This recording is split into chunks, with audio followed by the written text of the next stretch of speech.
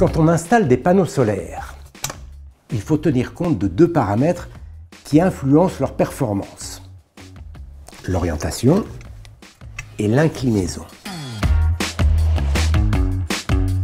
Je m'appelle Fabrice, je vis avec ma femme et mes 3 enfants dans ce chalet situé dans le Haut-Val d'Arly. L'idée des panneaux solaires est venue en regardant déjà les autres habitations, puisqu'on en voit de plus en plus aujourd'hui. En fait, c'est le contact téléphonique avec EFI qui a été le plus fédérateur et qui m'a donné envie de continuer avec eux. L'installation sur notre habitation est partagée en 2 parties. Il y a 14 panneaux en toiture et 6 panneaux sur le haut-vent. Et les panneaux sur le haut-vent ont cette capacité à pouvoir être déneigés, mais bien souvent, la neige tombe d'elle-même au premier rayon du soleil. Le soleil se lève à l'est et se couche à l'ouest.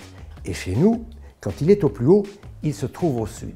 Par conséquent, les panneaux solaires d'une maison doivent être orientés au sud, sud-est ou sud-ouest, comme ici, pour recevoir un maximum d'énergie solaire. Mais ce n'est pas tout.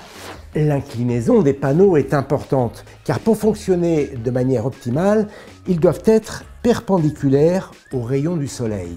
Pas simple, car vous le savez, la hauteur du soleil varie au fil des saisons et aussi en fonction de notre position sur le globe.